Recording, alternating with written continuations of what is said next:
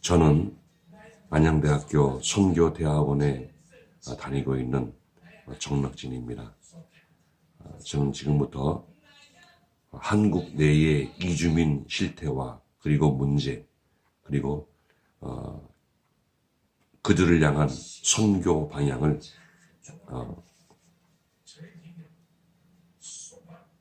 발표하겠습니다.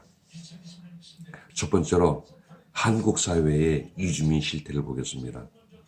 오랫동안 우리 한국은 단일 민족의 신화를 간직한 그런 사회였는데, 이제는 다문화 사회로 급격하게 변모하고 있습니다.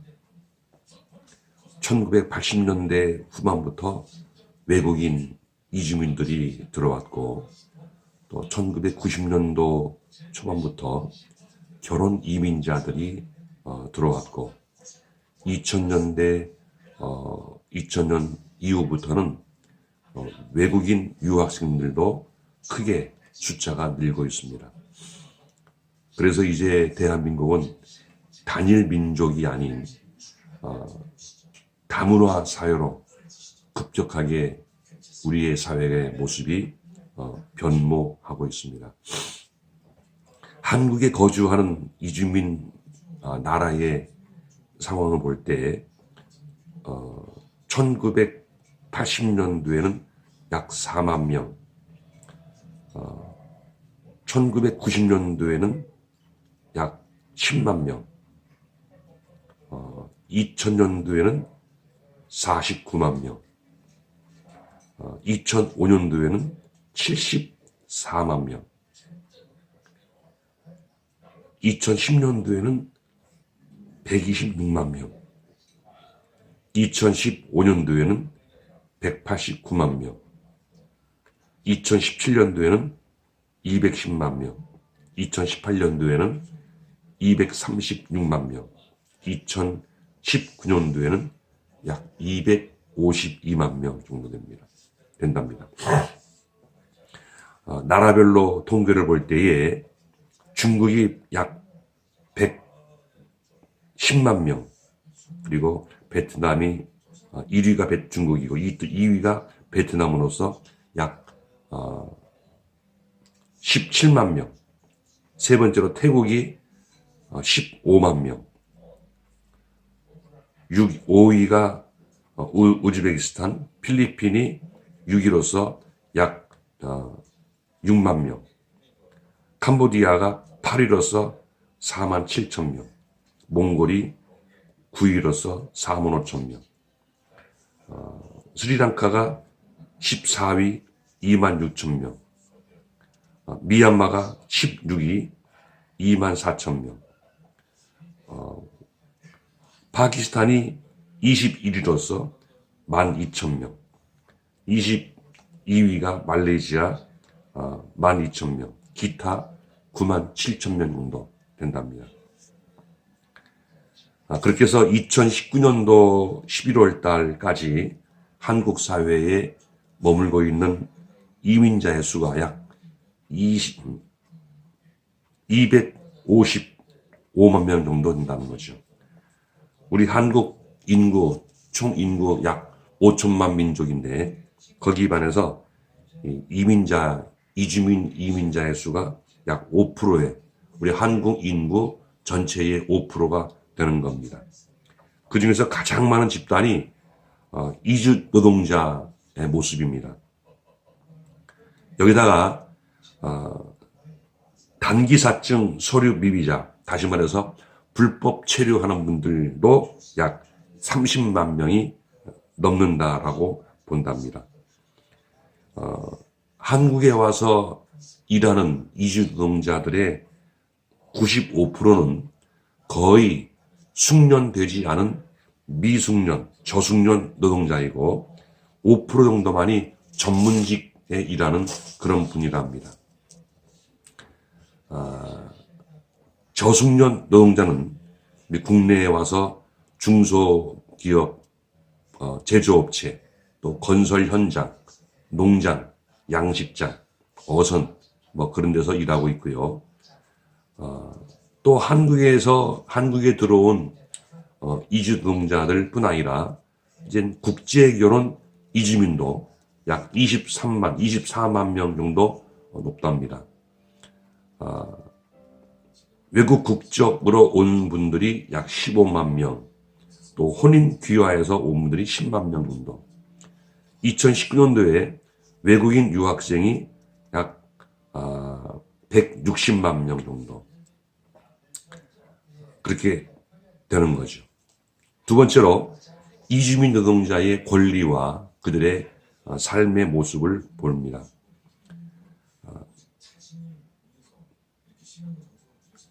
지금은 많이 개선되어서 참 한국도 좋은 나라이다 그런 이미지를 갖고 있지만 아직도 이주 노동자에게 가해지는 야만적 폭력, 착취 그런 것들이 여전히 만연하고 또 약자라고 해서 그들을 모든 것을 진짜 노예로 취급하는 것 같은 그런 모습이 한국에 지금 많이 남아 있습니다. 외국인 고용 허가제에 대해서 이것을 일명 말하기를 외국인 인신매매 현대판 노예제도라고 비판을 하고 있는 것도 사실입니다. 그들의 건강을 볼 때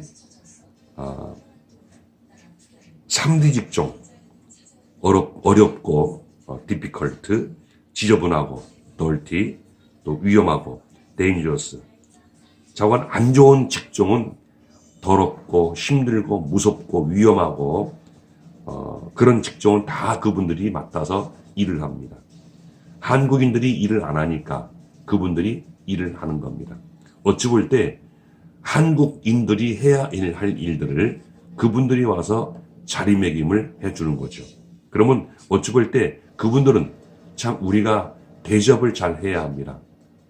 함에도 불구하고 우리는 우리가 해야 할 3D 직종에 종사하고 있는 그들을 너무나 노예처럼 인간 이하로 취급하는 경우가 많습니다. 그러니 그들은 산업재해뿐 아니라 직업병까지도 많이 노출되어 있고 작업장에서 이주 노동자들이 한두 명 다치는 것은 다반사고 거의 매일 아주 여러 건 한국 산업 현장에서 일어나고 있습니다. 특별히 한국에 와서 작업장에 배치되어 있다가 며칠 지나지 않아서 사고 나는 경우가 아주 많답니다. 아직도 그들이 입국할 때 한국어를 알아서 들어오지만 하지만 아직도 한국어가 원활하지 않은 상태여서 기계를 자신도 모르게 이것이 맞는가 저것이 맞는가 만져보다가 기계 작동 미숙으로 해서 다치는 경우가 많다는 거죠. 그리고 산업 현장에서 안전장치를 잘 해주지 않기 때문에 그래서 다치는 경우도 많답니다. 또 이들은 가족과 동반하는 것이 불가하죠. 이거 어쩔 수 없는 건데 들어올 때 이주 노동자만 들어오지 가족은 본국에 두고 들어오는 경우가 거의 99.9%고 그리고 한국에 와서 이제 가정을 꾸린다 하더라도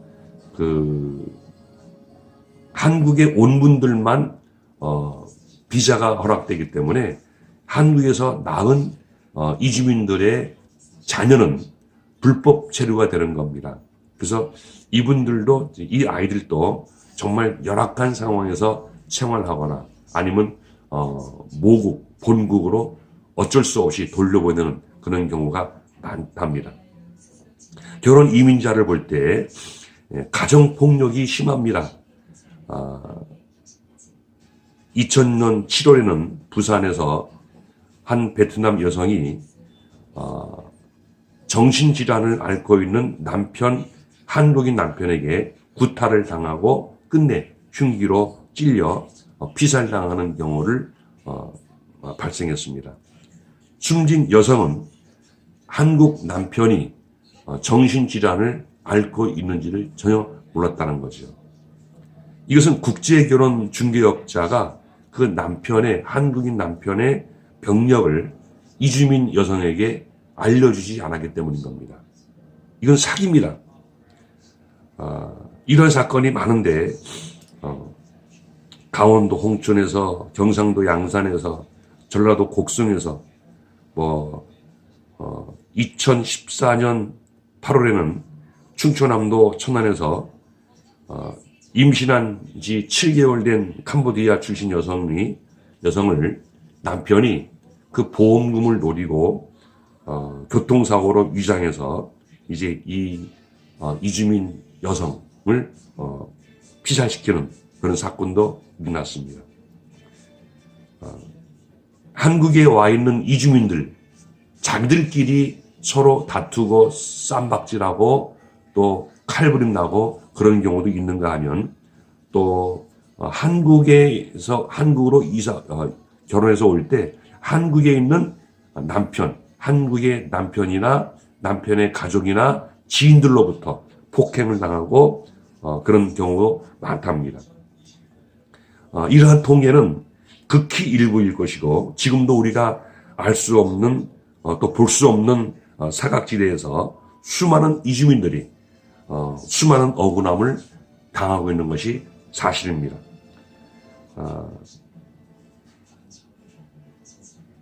국제 결혼과 그리고 국제 이혼의 경우를 보면은 2000년에 국제 이혼 건수가 1498건. 근데 2012년도에는 1900건이랍니다. 다시 말해서 12년 사이에 국제 결혼이 아니라 국제 이혼 건수가 약 8배로 증가한 겁니다. 이만큼 한국에 많은 이민자들이 와서 결혼을 하는데, 결혼하고 그만큼 많은 숫자가 못 살고 잘 하지 못하고 행복을 못 누리고 그리고 이혼을 하게 된다는 거죠. 국제 결혼할 때 한국인 남성과 외국인 여성과의 연령 차이를 보면은 2000년도에는 그 한국인 남자와 이주민 여성과의 연령 차이가 6.9세, 약 7세입니다. 근데 2010년도에는 12.1세입니다. 그만큼 더 벌어진 거예요. 다시 말해서 외국인 여성은 젊은데 한국인 남성들은 그만큼 더 늙은 사람한테 시집 온다는 거죠. 하다 보니까 제일 문제가 이제 언어 문제입니다. 근데 언어 문제는 랭귀지, 우리가 말하는 서로 하는 국가의 언어가 문제가 아니라 더 중요한 것은 서로 부부지간에 여러 형태의 마음가짐이 맞지 않은 겁니다. 이주민 여성은 이주민 여성대로의 요구사항이 있고, 또 한국인 남성은 한국인 남성대로의 요구사항이 있는 겁니다. 이것이 매치가 안 되니까 서로의 마음가짐도 일치가 되기 전에 벌써 1년 결혼하고 1년, 2년 후에 벌써 이혼 문제가 나오고 이혼으로 달려가게 되는 거죠. 그 다음에 이제 외국인 이주민 여성들이 한국에 와서 살 때 아이를 낳습니다. 아이를 낳는데 이들이 이제 한국인 남성들과 같이 오랜 생활을 잘 살지 못하고 이혼합니다. 이혼하면 그 아이들은 남자가 안 키웁니다. 여자가 키운다는 거예요. 데려가라는 겁니다. 그러면 이 아이들은 여자가 못 키우잖아요. 한국에 온 이주민 여성들은 살기 위해서, 경제활동을 위해서 일터로 나갑니다. 일터 나가니까 그 사이에 낳은 아이들을 돌봐줄 기관이 없습니다. 그러니까 이 아이들을 어머니의 모국으로 1살, 2살, 3살 되어도 어머니의 모국으로 비행이 되어 보내는 거죠. 왜냐하면 어머니가 경제활동을 하기 위해서. 이 이주민 여성들이 낳은 아이들, 이 아이들이 불법 체류가 되어버리면은 국가에서 운영하는 건강보험 프로그램, 건강 증진, 뭐 국가 건강 검진 이런 것도 전혀 혜택 받을 수 없고 심지어 119 혜택도 받을 수 없답니다.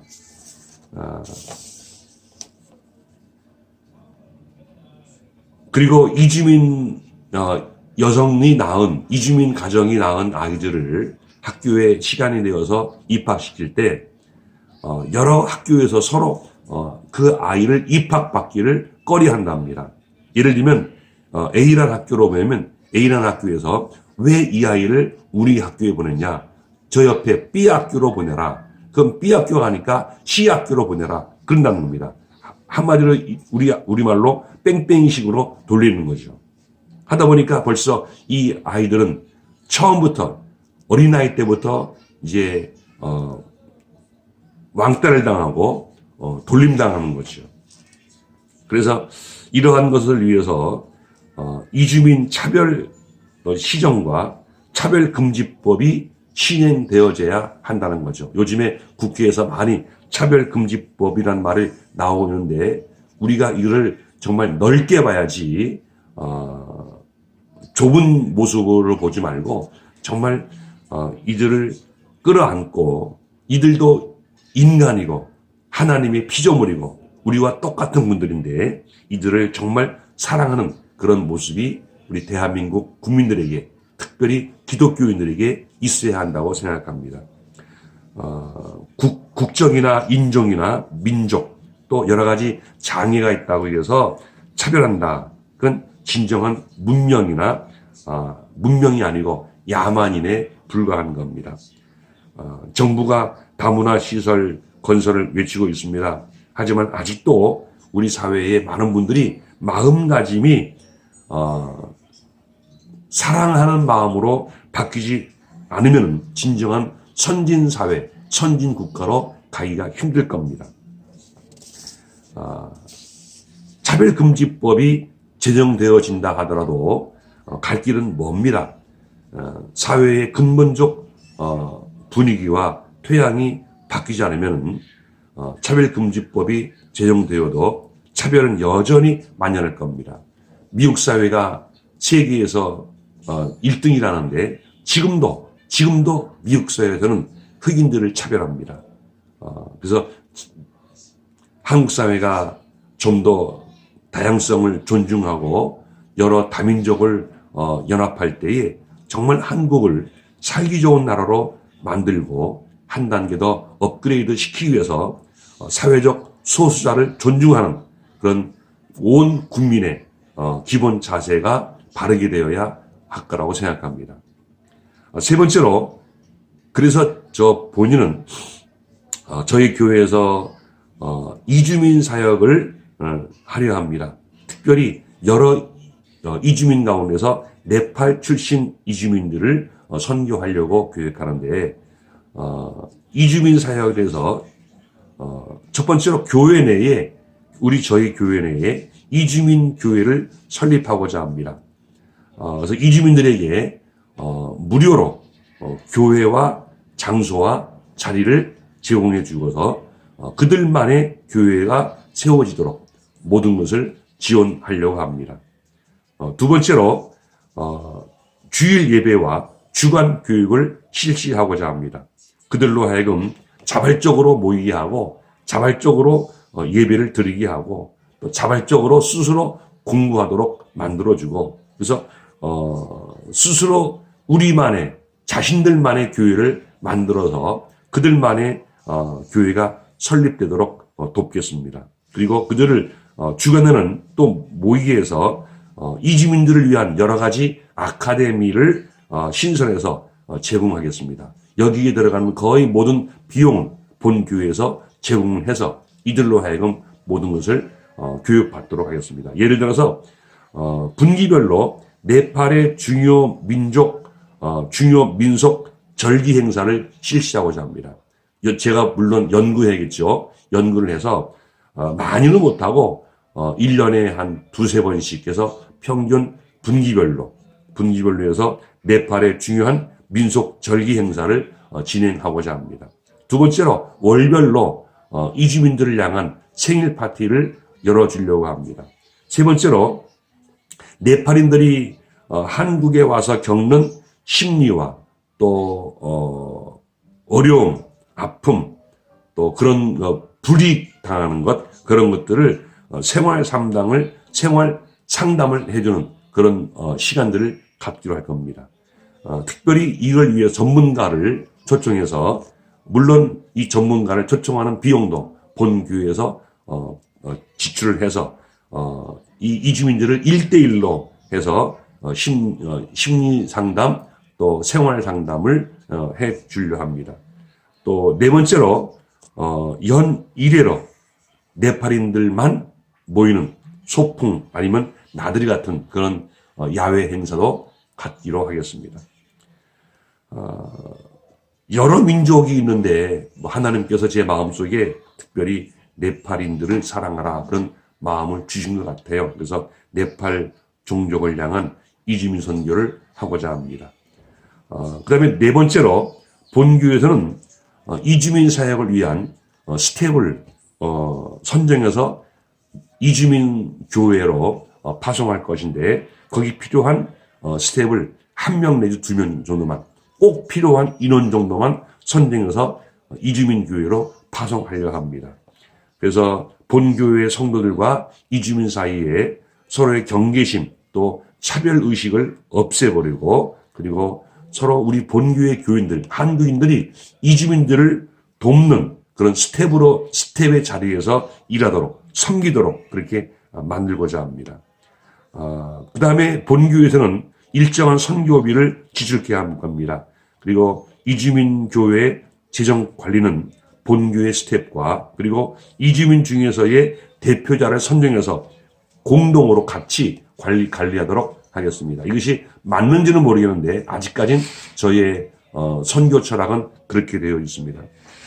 그래서 저희 본교회에서는 이주민들을 향한 그리스도의 향기란 제목으로 늘 교육해서 이주민들도 그리스도의 지체이고 우리의 형제이며 자매이다, 이런 것을 아주 깊게 가르치고자 합니다. 본교회에서는 또 1년에 연 1회씩 이주민들과 연합해서 같이 전체 예배하고 전체 모이는 그런 전체 예배, 전체 모임, 그런 시간을 연 1년에 한 번 정도는 갖고자 하겠습니다. 이것이 잘 될 때에 횟수를 반복하고 늘려나가겠습니다. 그래서 마지막으로 이주민들이 한국에 와서 살고 한국에 와서 알게 되어진 우리 주님, 예수님의 복음이 정말 한국인들의 따뜻한 사랑으로 말미암아 그들 심령 속에 정말 예수님의 복음이 진정한 복된 소식이다, 이를 끌어안고 그들의 본국으로 돌아가서 그 본국에 돌아가서도 여전히 계속해서 예수를 믿고 예수를 전파하는 그런 그리스도의 향기로 그들도 살게 되어지기 위해서 늘 힘쓰고 애쓰는 그런 교회가 되도록 선교의 철학을 세웠습니다. 이상입니다. 감사합니다.